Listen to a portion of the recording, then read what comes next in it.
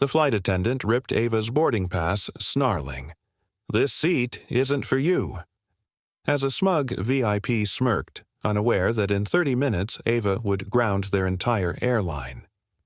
Ava Thorne paused just inside the first-class cabin of Star Air Flight. A 1621, her travel blazer still catching the scent of the New York spring wind. The lighting above row 2 cast a silver glow over the polished armrests, chilled champagne, and designer handbags. She held her ticket out calmly, seat 2A, right by the window. Jessica Reed, the lead flight attendant, stepped forward like a guard at a palace gate. Her blonde hair was pulled back so tightly it seemed to sharpen her features. Her eyes flicked over Ava's face, down to her plain leather tote, then back again. Her voice held the practiced courtesy of someone paid to be polite but never taught how to hide disgust. "This is first class, ma'am," Jessica said, lips tight. "Economy is that way." Ava didn't flinch. She simply extended her boarding pass, her tone even. "I'm aware. I'm in 2A." Jessica took the ticket, gave it a glance, and with one smooth, practiced motion, tore it down the middle. "Must be a mistake," she said flatly. From behind, a tall woman in a cream pantsuit swept forward, clutching a monogrammed handbag. Her heels clicked like punctuation on marble. Karen Langley, the kind of frequent flyer who treated flight attendants like waitstaff and strangers like competition, eyed Ava like she was blocking her view of the ocean. "I deserve that window seat," Karen snapped. "I always book 2A. Every time." Jessica nodded slightly like a soldier receiving orders. She turned back to Ava, her tone dropping further. "Miss, I'm going to have to ask you to step aside. You're clearly upsetting our VIP guests." Ava remained where she stood. Around her, whispers bloomed like weeds. A man across the aisle nudged his wife. A woman snapped a discreet photo, her face half hidden behind a magazine. Ava's jaw tightened. She was used to this. She'd been here before, not in first class, but in other rooms she wasn't supposed to enter. She remembered her 9th-grade teacher, Mrs. Rollins, who looked her in the eye and said, "Girls like you don't end up in college, honey. Just get a job and stay out of trouble." She remembered the cramped apartment in Newark, the nights spent typing code under the flicker of a borrowed desk lamp, dreaming of a different life. Every insult back then had forged a piece of armor. Today, she wore it well. Karen leaned in with a syrupy smile. "Who let her in here? This isn't a charity flight." Jessica gave a short, fake laugh. "We'll sort it out, just a misunderstanding." "I'd say it's more like a security risk," Karen added, loud enough for everyone to hear. The air thickened. One man chuckled. Another shook his head and looked away. Ava's hands remained steady at her sides. "I paid for this seat," she said, meeting Jessica's eyes. "I have every right to be here." Jessica stepped closer, voice harder. "You're causing a scene. If you don't move, I'll have to call security."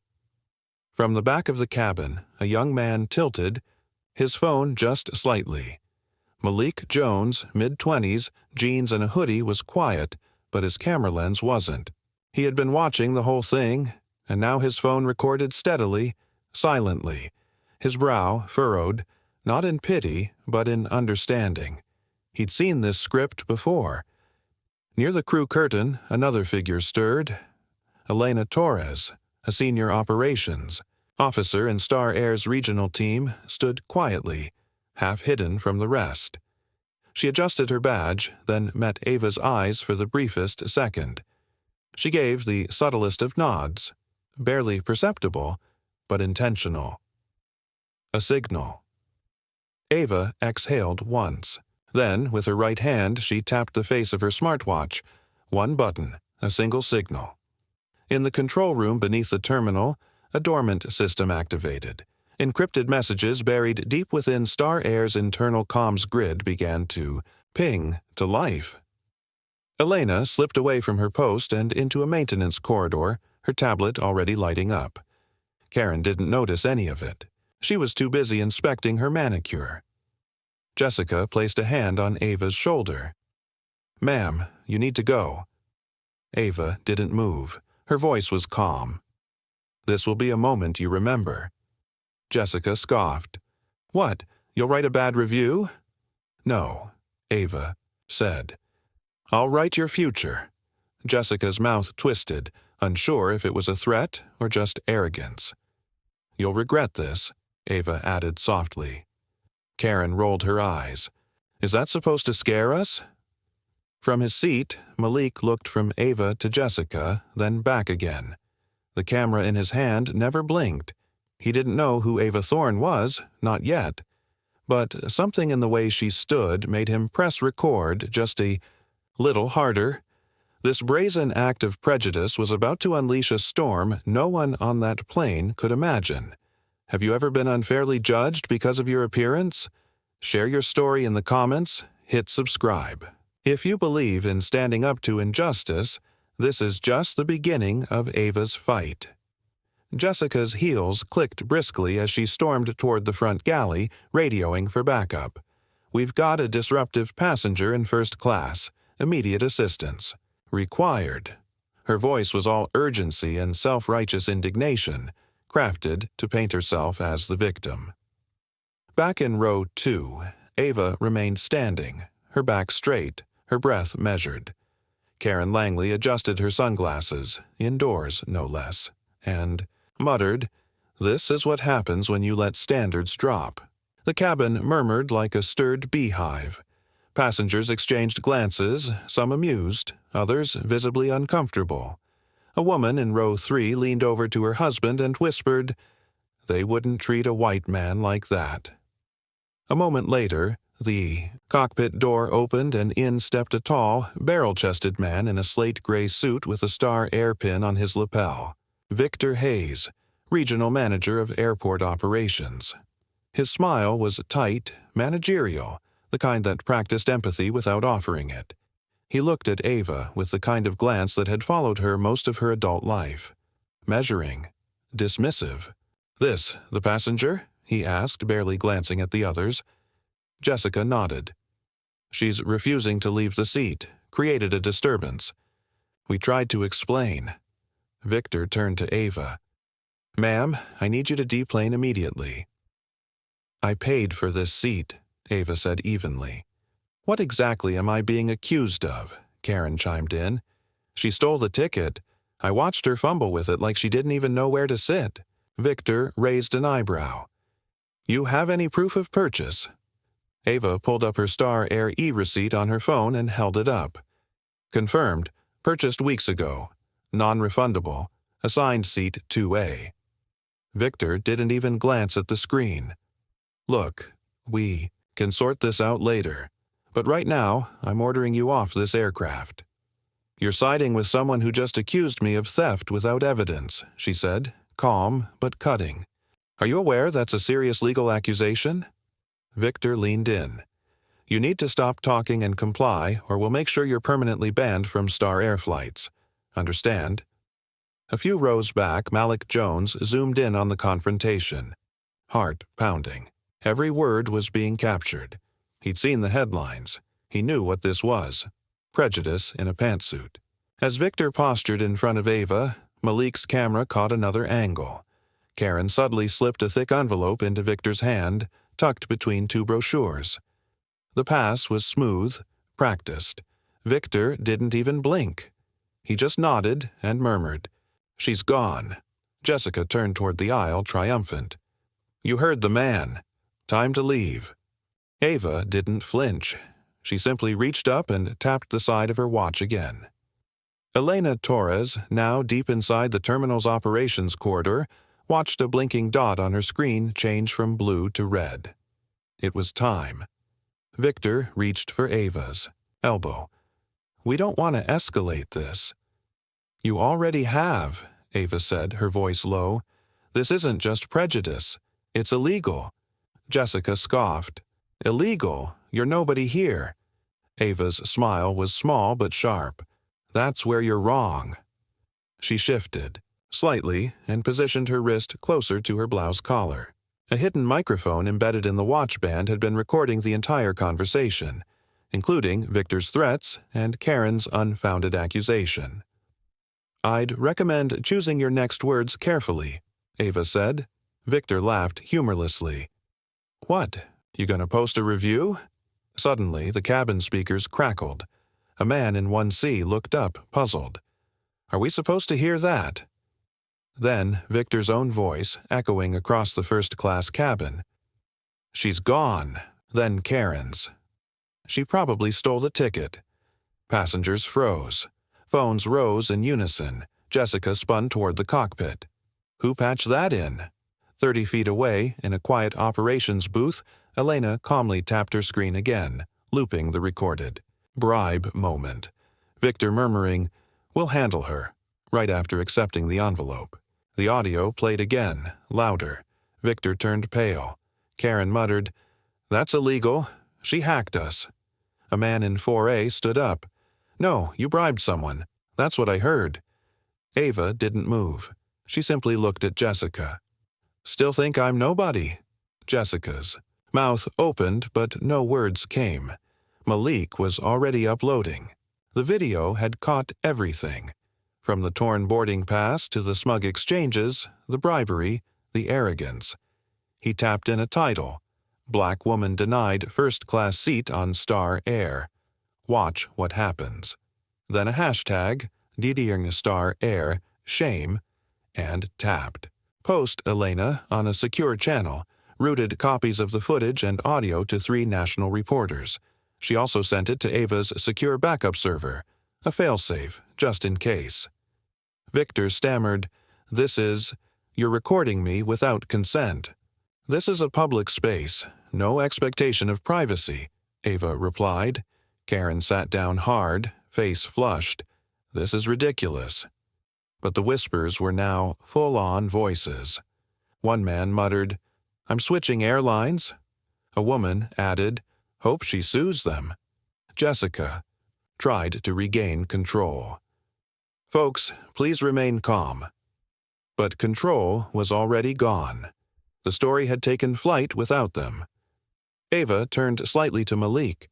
She didn't smile, but her eyes held something like gratitude. "Keep filming." He nodded. This moment of corruption was about to spiral into a crisis Star Air couldn't contain. Victor Hayes barked orders into his walkie, but his voice cracked under pressure. "Shut it down! Cut the feed, now!" he shouted. But it was too late. The words he thought were private had already been shared with half the cabin, and soon, the world. The first-class cabin, once quiet with elite detachment, now buzzed with outrage. Phones were raised like torches. Passengers recorded, whispered, uploaded.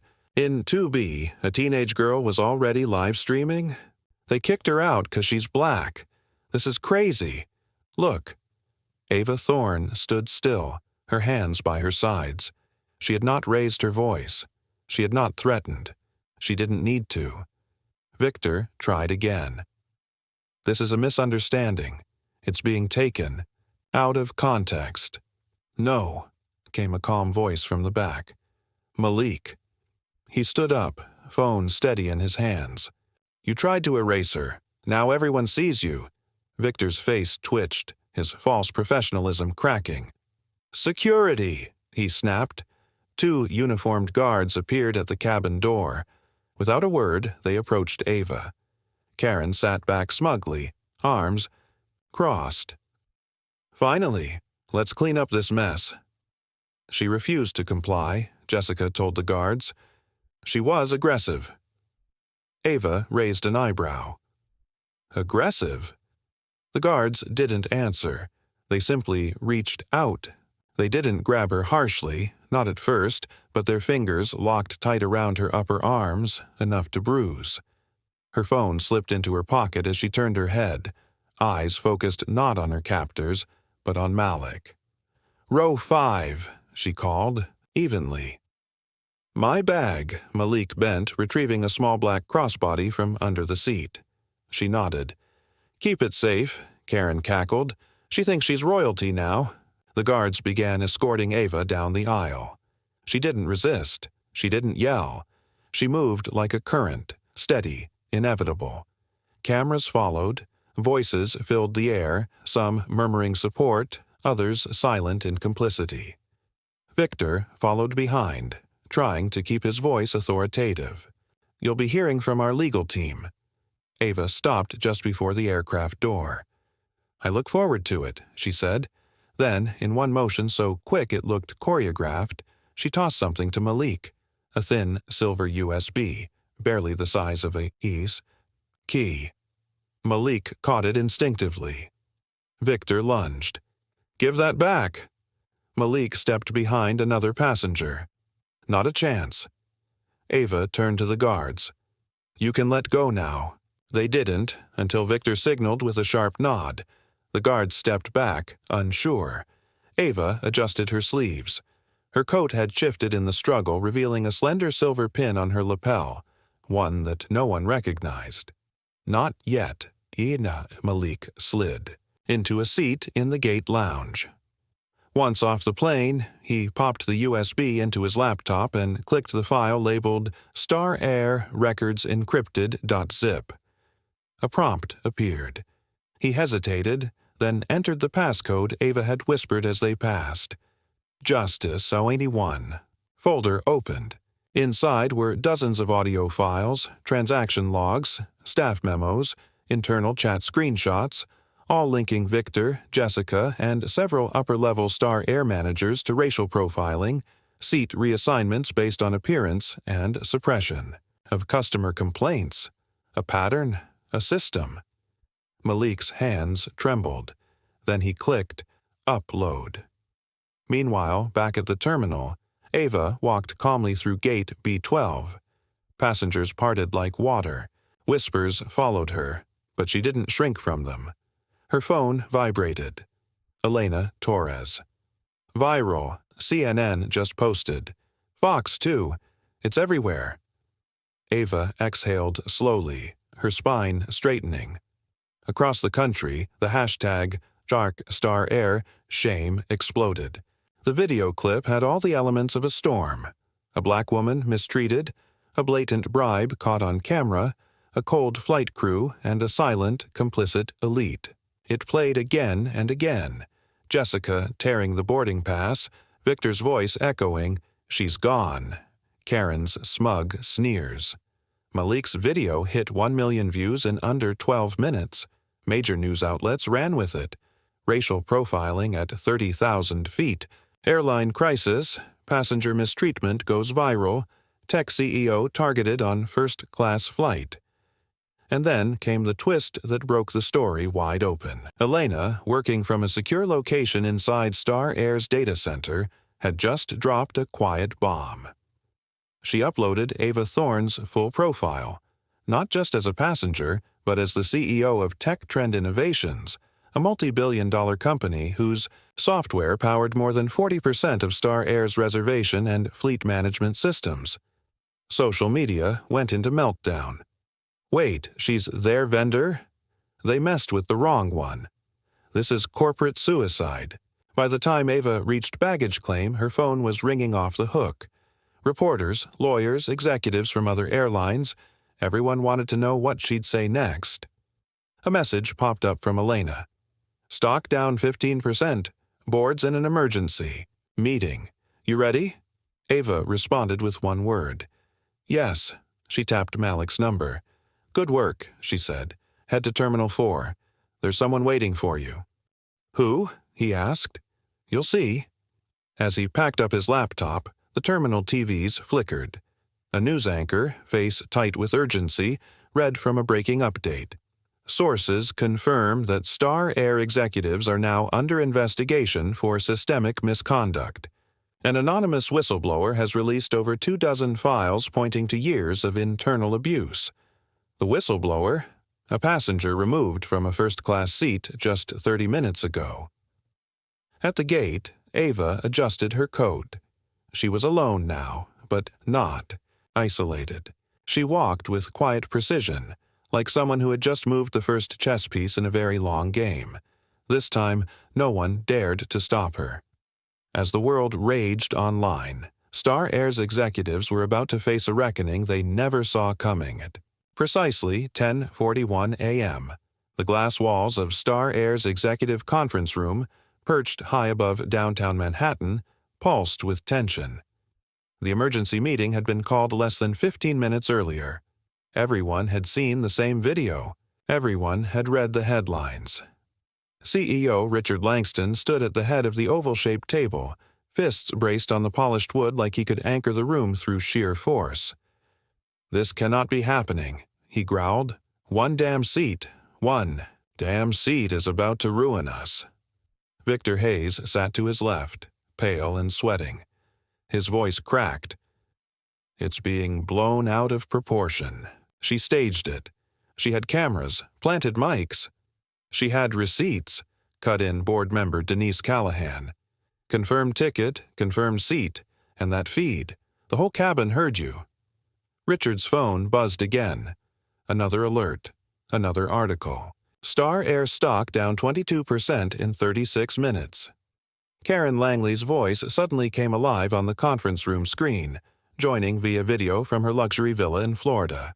Her hair was freshly curled, her lips painted with confidence. "She's nobody," Karen insisted. "This'll pass. We deny it, blame the editing, say it's AI generated. These things fade." Denise stared at her. "You bribed an operations manager on camera." Karen blinked. Victor spoke again, this time slower. "She's not just a passenger. We just got the update. She's Ava Thorne, CEO of Tech Trend Innovations." Richard's face hardened. He knew the name. He remembered the partnership proposal from 2 years ago, the one his tech director rejected for being too radical. He remembered Ava's name flagged in an HR report when she had once applied to their software engineering division a decade earlier. Rejected without interview. "Not a cultural fit," the note had said. That rejection had just returned with a vengeance. "She has leverage," muttered board member Rami Patel. "Our booking software, routing systems, internal comms, all run on Tech Trend code. If she pulls the plug—" "She won't," Karen snapped. "She's grandstanding." Richard's eyes narrowed. "She emailed me 15 minutes ago." The room went quiet. Pulled up the message and read aloud. "You have 2 hours. Meet me at Star Air headquarters or I release everything. Every transaction, every memo, every buried complaint. Your move, AT." Victor slumped back. "She's bluffing. She doesn't have access." Denise raised a brow. "Then why do the reporters have internal chat logs and payout records?" Karen leaned forward. "Don't you dare cave to her." "She's got us cornered," Rami said. "You want to go down with this ship?" Richard stared out the window. Below, taxis crawled like insects, but the city didn't care what happened in this room. "Fine," he muttered. "We'll meet her." Meanwhile, Elena Torres sat in a back-office conference room 2 floors below, eyes fixed on a scrolling dashboard. Her custom intrusion software, once embedded quietly into Star Air's finance network as part of a system integration test 3 years ago, was now lighting up like a Christmas tree. Offshore accounts, bonus discrepancies, slush funds labeled, customer reconciliation. All tied to Victor and 2 other senior executives who hadn't even been named yet. She clicked a secure channel on her phone. "Elena, the files are clean. All ready. Ava, send everything to the board. They need to see it before I walk in." 5 minutes later, Richard's inbox pinged. The file name read simply, Liability Index. He opened it. First page, a spreadsheet. Of Karen Langley's upgrade reimbursements, half of them coded as comped for disruption. Next page, Victor's approval of falsified misconduct reports for over 40 minority passengers. Third page, internal emails between Jessica Reed and a supervisor, mocking passengers by skin tone and suggesting, maybe use the accidental downgrade trick on her. Silence overtook the room. Rami stood. "If this goes public, we're done." Karen's voice turned shrill. "She hacked us!" Denise didn't blink. She used her own system. That's not hacking, that's strategy. Victor turned to Richard, his voice brittle. You need to back me up here. Richard looked at him like dead weight. I don't need to back up anything. You're finished. Across the lobby, the elevator chimed open. Ava Thorne stepped into Star Air headquarters, dressed in charcoal gray and calm precision. Her steps echoed in the marble atrium. She carried no briefcase, no entourage, just her phone and her resolve. The receptionist froze. Ms. Thorne, Mr. Langston is expecting me, she said. Tell him I'm early. Back upstairs, Richard closed the folder and sighed. She wins either way. No, Karen spat. We destroy the files, leak fake documents, call it a smear. She already sent it to the press, Denise said flatly. Then, as if fate waited for punctuation, Richard's phone rang again. He answered, listened, and paled. She's here. Karen opened her mouth, but nothing came out. Victor stood slowly. You'll protect me, right? Richard didn't answer. This boardroom was about to become a battlefield, and Ava was walking in armed, with truth, timing, and absolute control. The double doors to the executive boardroom opened without a knock. Ava Thorne stepped inside with the quiet authority of someone who did not need to be announced. Her charcoal gray suit was immaculate, her gaze clear and unwavering. Around the long, polished table, every executive straightened. The air felt heavier now, no longer charged with denial, but submission. Richard Langston rose from his seat. Miss Thorne. Sit down, Ava said gently but firmly. He obeyed. Karen's face twisted. You have no right barging in here like, I have every right. Ava replied, eyes never leaving hers. Because unlike you, I earned this seat. And unlike you, I don't have to buy silence. Victor folded his arms. This is a stunt. Ava laid a folder on the center of the table. That folder contains every transaction, internal memo, and discriminatory report that's been buried under your watch. It also contains proof of bribery, customer fraud, and systemic profiling. Richard opened the folder and froze. The top page showed Victor's digital signature approving customer downgrades by discretionary criteria. Criteria that, upon closer inspection, translated to appearance. Ava stepped closer. This wasn't a single incident, it was policy, and now it's public. Karen's face reddened. This is slander. I've already briefed federal regulators, Ava said. The only question left is whether you want to survive this as a company. Denise Callahan cleared her throat. What exactly are you proposing? Ava didn't blink. Fire Victor Hayes, Jessica Reed, and cancel Karen Langley's platinum contract. Today. Victor laughed bitterly. You think you can dictate terms in here? Ava looked to Richard. Try me, refuse, and I pull every tech trend license you depend on. Your booking systems go down, your comms freeze, your customers walk. Karen turned to Richard. You wouldn't let her do that. You can't. She can, Denise said quietly, and she's not bluffing. Richard sank into his chair. For the first time that morning, his voice lost its edge.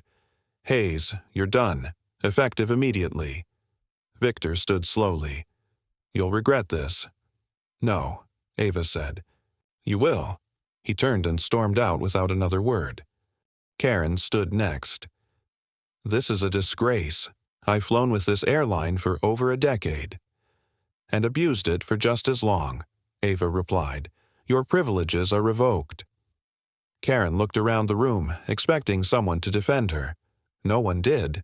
She grabbed her purse and stormed off the screen, her video call ending in a blink. Richard exhaled heavily. Jessica's already been suspended. We'll make it permanent. Ava nodded. Now, we talk about the future. Denise leaned forward. What do you want? Ava smiled faintly. Change. She walked to the whiteboard and picked up a marker. Star Air will Aries. Immediately implement an internal anti-bias audit. All reports will be made public. You will create a passenger equity council with at least 50% representation from communities of color. You will also appoint an independent ethics officer with full oversight. Denise nodded, taking notes. That's just the beginning, Ava continued. All employees, gate agents, flight attendants, supervisors will go through verified anti-discrimination training quarterly. Non-negotiable. And who oversees that? Richard asked. Ava turned to him. Me, or someone I appoint. He hesitated but nodded. Then she tapped her tablet and cast a live video to the screen behind her. A woman appeared, dressed in sleek navy, her voice sharp and clear. Sarah Nguyen, CEO of Skypulse Airlines. Richard, Sarah said. Pleasure, though I wish it were under better circumstances. Richard paled. Why is she? Ava cut in. Because Tech Trend is no longer exclusive to you. Sarah and I have been partners for over a year, and we've built a system that monitors passenger treatment. Across airlines, it's called Fairfly. Sarah smiled. And we're rolling it out to every airline willing to meet the new standard. Those who don't will be exposed, and those who resist. She shrugged. They'll fall. Richard sat back, stunned. Ava continued. You'll join the Fairfly initiative today, or by morning your systems will be suspended, your competitors will know your secrets, and your board will answer to shareholders in open court. For a moment, no one spoke. Then Richard reached for his pen. Send me the papers. Ava nodded. You're making the right decision. Denise looked up. Is there anything else? Yes, Ava said, her voice softening. You owe the passengers you hurt, the employees you ignored, and the communities you excluded. She picked up her phone and sent one final message. Moments later, a press release hit every major media outlet. Star Air accepts accountability, partners with Tech Trend and Skypulse to launch Equity Overhaul. The headline was only the beginning. With Star Air humbled, Ava was about to transform it forever. 3 weeks after the storm, Star Air looked nothing like the airline it had been. Gone were the quiet whispers of favoritism and closed-door excuses. In their place were glass-walled meetings, diversity audits, and a staff training schedule printed on every breakroom wall. Ava Thorne, though not officially part of the board, now held an office just 3 floors below the executive suite, with her name etched in chrome on the door.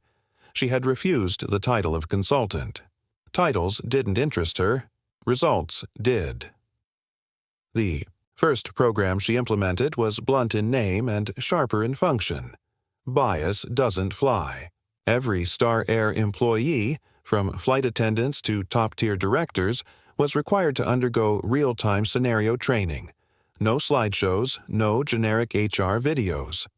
Ava brought in civil rights educators, psychologists, and equity designers. She sat in on the sessions herself, silently observing from the back row. Initial resistance was high. Some employees scoffed at the idea. Others feared it was a publicity stunt.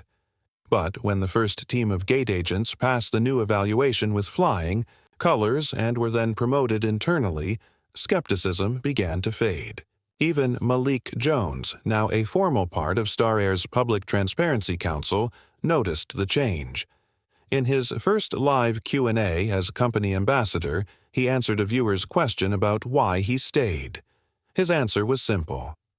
Because if someone like Ava Thorne believes this place can change, who am I to doubt it? But Ava hadn't stopped there. Behind the scenes, she and her engineering team at Tech Trend launched Fairfly, a cloud-based artificial intelligence platform designed to monitor passenger interactions across the aviation industry. From check-in counters to in-flight service, Fairfly flagged behavior patterns, tone analysis from audio recordings, and discrepancies in seat upgrades. Every flag required human review, but nothing went unnoticed. It was bold, unprecedented, and deeply controversial. Delta resisted, so did United. But when Skypulse Airlines, under CEO Sarah Nguyen, adopted Fairfly and made the system public, something shifted. Within days, pressure from civil rights groups, travel associations, and customers mounted. Ava held a press conference, streamed, nationwide. She stood at a simple podium, no flashy logo, just her voice and a message. This isn't about punishment, it's about prevention. Fairfly isn't here to cancel anyone. It's here to make sure dignity travels with every passenger. The impact was immediate. Several airlines scrambled to join the initiative, branding themselves as Equity Forward. Ticket sales surged where Fairfly was active. Independent watchdogs praised the transparency. A new wave of accountability began, and Star Air, it became the model. For the first time in its history, the airline earned the National Aviation Ethics Award, a distinction previously reserved for humanitarian missions. Employees began sharing their own stories of redemption, of seeing passengers not as problems, but as people. The culture shifted, not overnight, but undeniably. Back in her office, Ava watched it all unfold with quiet satisfaction. She didn't need applause. The software was working. The system was moving. For her, that was enough. 6 months. After the incident, the name Star Air no longer brought to mind silent prejudice or scandal. Instead, it had become a case study of collapse, of reckoning, and of redemption. For Karen Langley, the reckoning was personal. Her contract was voided. Her country club removed her from the member roster. Luxury brands quietly blacklisted her, name from VIP lists. Her smug presence, once demanded privilege, now drew whispers and distance. An exclusive travel magazine published a feature titled The Fall of Platinum Karen, and she couldn't even get it taken down. Victor Hayes, once the face of operations, now filed reports at a second-tier logistics company on the edge of Newark. His corner office was replaced with a desk near the copier. Colleagues avoided eye contact not from fear, but from embarrassment. His resume used to boast leadership. Now it read like a warning, and Jessica Reed, the first one to humiliate Ava on that flight, was gone from aviation altogether. She spent her days volunteering at a local food pantry where no one recognized her and no one asked about her past. She didn't offer it. She just showed up, silent but steady, week after week. One day, a letter arrived at Ava's desk. No name, no return address, just a shorthand-written note. I was wrong. I see it now. If there's still a place for people who want to make it right, I'd like to try. J.R. Ava folded the letter once, set it aside, and picked up a folder labeled Second Chance. She had created the program not to erase the past, but to give those who truly sought growth a path forward. The program partnered with training centers, offered counseling, and paid stipends to former employees across the industry, people who'd been part of the problem but were now part of the solution. Malik Jones, now Star Air's youngest ever director of passenger equity, led the initiative with fire and humility. It's not just about righting wrongs, he told a packed panel at the Aviation Inclusion Summit. It's about never repeating them. Under Ava's quiet guidance, Star Air had not only survived, it had evolved. Passenger satisfaction soared. Complaints plummeted. More importantly, people believed in the brand again. At the 25th Annual Global Key Airline Expo, Star Air won the Human Dignity and Service Award, and Elena Torres, now VP of Systems Ethics, accepted it in Ava's name. But Ava herself wasn't there. She was in Atlanta, standing quietly beside a group of young students on a tarmac, watching as they boarded a scholarship-sponsored flight to visit top universities. Most had never flown before. Ava had personally funded the program through a new initiative, Fly Equal, a global fund supporting equity for underserved travelers, employees, and aspiring aviation professionals. It operated quietly behind the scenes, but its reach was growing. In less than 6 months, FlyEqual had helped over 1,300 individuals gain access to flights, training, or second chances in the skies. And no one knew it was hers. She didn't want the credit. She just wanted change to last longer than a headline. As the students boarded, a girl no older than 15 turned back and looked at Ava. "Are you coming with us?" Ava smiled. "I've already been where you're going. Now it's your turn." The plane door closed behind them. A breeze tugged at the hem of her coat. She looked up, watching the aircraft lift smoothly into the air. Then, she turned and walked back toward the future she was still building, step by steady step. Justice isn't about revenge. It's about progress. Ava Thorne proved that one voice, when steady and brave, can ground a system and help an entire generation take flight. Have you ever stood up for what's right, even when the world said to sit down? Share your story in the comments. And if you believe in dignity for everyone, subscribe, because this story isn't over. Not yet.